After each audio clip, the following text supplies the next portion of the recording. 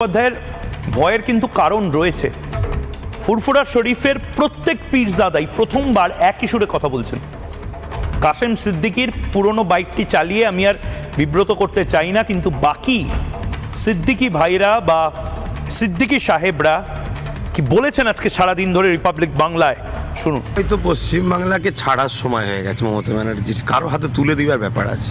লাথি খাবো সে জায়গায় উল্টে জুড়া পায়ে লাথি মারলো মুসলমানদের পুরো বুকের খাঁচাতে, এই যে অকাপটা নিয়ে, তাহলে সেইটা কেন করছে? চারিতা কত বড় সর্বনাশ সংখ্যালঘু মানুষ করেছে, মুসলমানদের ক্ষতি করেছে।